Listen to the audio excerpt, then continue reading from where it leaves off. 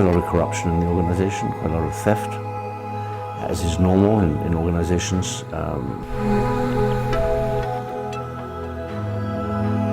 Some of those we were able to net are coming from the neighboring community on the northern part of the park, that is the Boran community.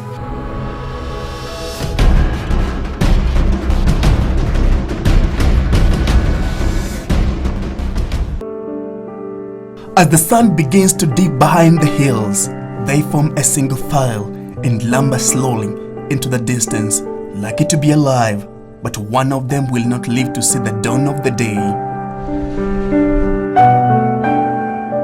Side by side, the guardians of the wild are in the barren to patrol across 296 square miles of Aberdare National Park.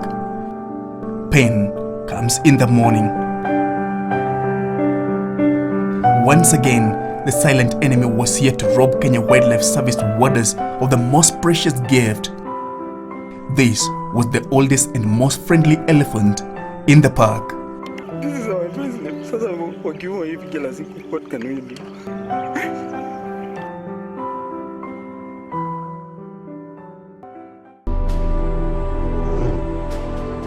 Propelled by growing demand of ivory in Asian countries such as China and Thailand, poachers are mercilessly killing elephants and rhinos. In the past 3 years, Kenya Wildlife Service has lost well over 200 elephants to human greed. Is not only a source country when it comes to illegal wildlife trade products, but we are also a huge transit country. And the transit takes place, especially here. Time is running out for the government to find a long-standing solution. Kenya's park rangers number just over 2,800, a paltry number compared to the vast scale of parks and conservation areas they need to protect from intruders. In an effort to combat new caliber of poachers, the Kenyan government recently commissioned a rapid response anti-poaching team whose mission has often been subverted by embedded poachers in the country.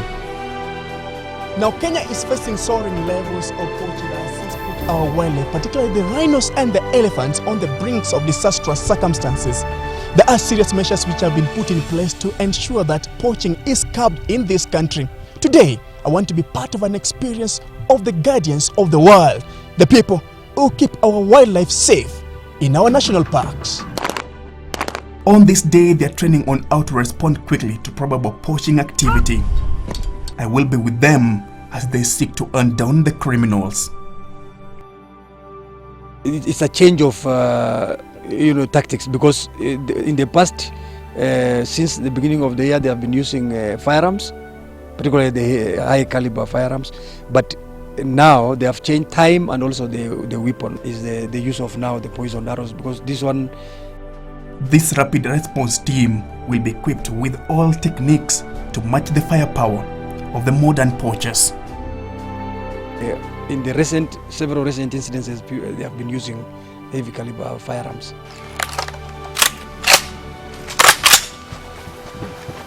Reports by the KWS say that in the early 70s, the elephant population stood at an estimated 167,000, but in just 5 decades, it has plummeted to slightly more than 35,000.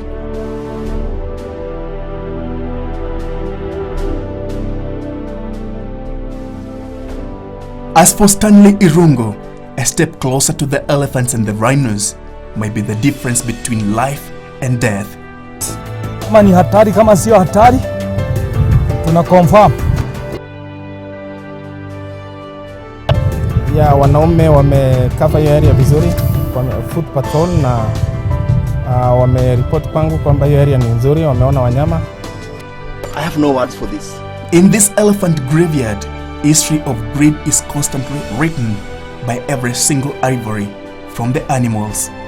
This is just part of maybe a quarter of what is out there. These are hundreds of elephants. Hundreds of elephants dead. Wild leaders, philanthropists and conservationists are in Kenya to witness the destruction of 105 tons of ivory and 1.35 tons of rhino horns. In 1990, 89, 90, we were probably losing 3,000 to 4,000 elephants a year. Now, I don't have the exact numbers, but it's probably less than 500 a year. So it's much, much better. What has happened is a lot of ivory from other African countries, where it's perhaps has been easier to poach, coming through Kenya to the port of Mombasa, where it's shipped to China. So our challenge is not so much our own ivory losses, but the African losses through our port. We are a transit country. We are a source country for some wildlife products that are traded around the world.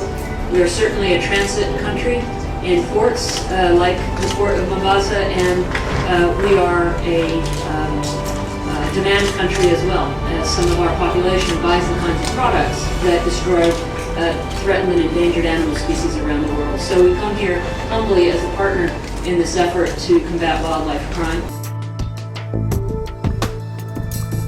Over the years, the dirty business has thrived due to untamed corruption in the country. But this is not just about the beliefs of the people, it's about the survival of the keystone species. This is the story of colliding wars of rangers and poachers. Poaching is an international network, and it seems as if politics also play a part. How big is this international web of poachers, and how does it injure Kenya in particular? I'm not sure politics as a hand, but what I'm saying is politics is part of our life. In every aspect of life, politics is with us. Like any other society, you have criminals, you have people who may think otherwise, but with such people around, if they are caught, law will take this. 5 years ago, Professor Gatira led a research that trailed poachers right from Kenya to the Asian countries. His mission was to understand why poaching thrives amid its growing public protest against the vice. I like your question very much, because your question to some extent does not involve Kenyans. The person who poaches in this country is maybe a Chinese, is maybe somebody from Saudi Arabia who is chasing the rhino horns. It's a crisis because it involves money. It is a crisis because it involves very strong government. But you see the question, and my question is here. Is it difficult to trace where the horns are taken? Is it difficult for a government to do that? Do we know? If we know, is it difficult for us to have a dialogue with the country? We want to work with them on sorting out the two and bringing those criminals who perpetrate the wildlife crimes against the iconic species of Africa to justice. But even KWS officers haven't gone without a blame. It's been documented that corrupt Kenyan Wildlife Service rangers are killing poachers to cover up the officers' collusion with criminals slaughtering the country's elephants. This is not the bottom up, this is the top down. Because we know where these rhino horns go. We know, and people know. There are cartels in this country who are connected. Okay? Actually, you can call them employees of the big foreign governments. The only way to fight this crime is a joint effort between governments, and especially those countries that have been mentioned of dealing with game trophies. To support Africa's effort in wildlife protection, the Chinese government has already identified the protection of wildlife as one of the priority areas of assistance from China to African countries. And in the next few years, the Chinese government will contribute $10 million for that purpose. If the government knows where these natural resources go, yeah, it is political. It's no longer a gun. It is no longer the warden. No, it It is politics. It's networking, just like the drugs. And is managed by people with money. People with money who can buy to the level which I don't want to mention. They can freeze the courts, they can freeze any government, they can freeze the government offices, and they can freeze almost anything. They can also freeze the police and the KWS. I know the government of Kenya is doing a lot in terms of fighting this crime, but with the market outside there, poaching will still continue. They will now sign a memorandum of understanding on cooperation in forestry and ecological conservation. And it doesn't stop there. Poaching is a complete organized crime with directors down to lawyers, doctors, security officers, and even subordinate workers. It's a deadly business. Honest rangers and poachers continue to play cat and mouse game in the parks.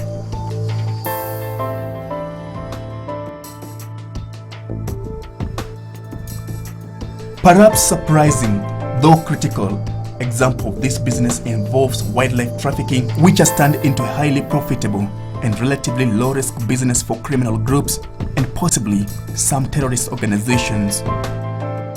As demand for wildlife products exploded throughout Asia, rhino horns now trade at a price higher than gold and heroin, and elephant tusks are sold on the black market for many more times more than the amount paid to the original poacher. Về cái sừng tê ấy, thì từ lâu đời của Việt Nam ấy, thì là các cụ nhà mình tức là hàng trăm năm trước đã dùng rồi. Bởi vì là những cái hiện tượng như là sốt cao, sốt quá cao rồi sinh co giật, rồi sốt cao sinh điên cuồng, thì ngày xưa thì không có những cái vị nào bằng đó cả. Nếu mà bị ngay và uống ngay thì nó sẽ cứu cái người bệnh đến 70%.